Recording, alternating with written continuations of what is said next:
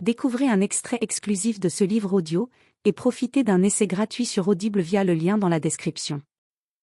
Vous vous êtes senti obligé de rester, n'est-ce pas ? Reprit l'homme. Mais d'où diable ?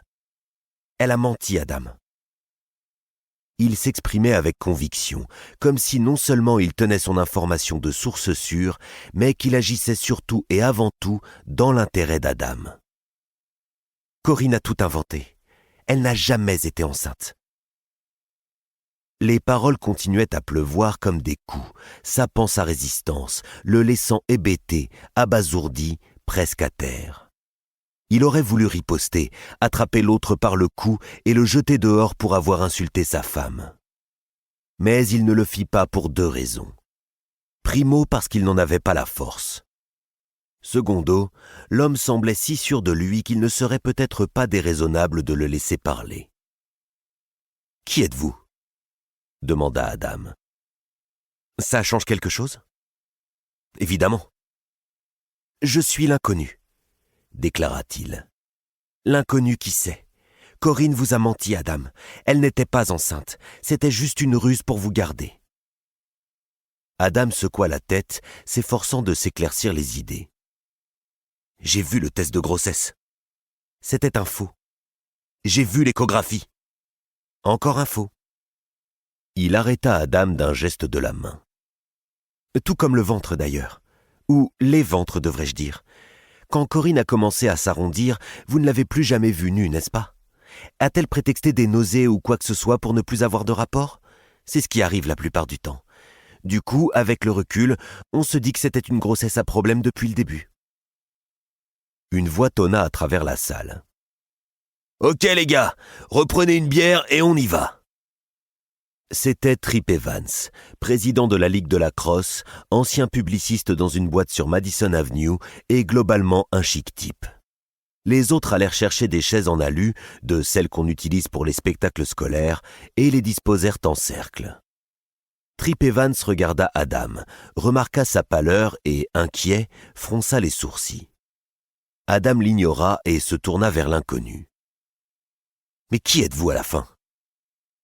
Considérez-moi comme votre sauveur, ou comme un ami venu vous libérer d'une prison affective.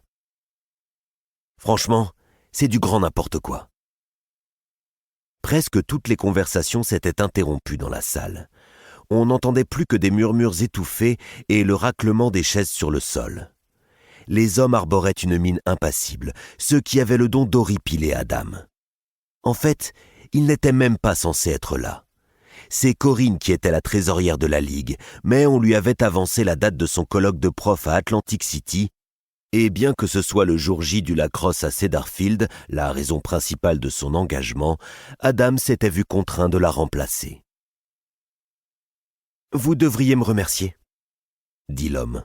« De quoi ?» Pour la première fois, l'homme sourit. C'était, nota Adam malgré lui, un bon sourire, un sourire de guérisseur, de quelqu'un qui veut bien faire. « Vous êtes libre ?» répondit l'inconnu. « Vous mentez. Vous dites ça, Adam, mais vous ne le pensez pas. »« Adam ?» lança Trip Evans à travers la salle. Il se retourna. Tout le monde était assis maintenant, sauf l'inconnu et lui. « Il faut que j'y aille, » chuchota l'inconnu. « Mais si vous voulez des preuves, jetez un œil sur les relevés de votre carte Visa. Un prélèvement en faveur de Novelty Fancy. »« Attendez, une dernière chose. » L'homme se pencha plus près.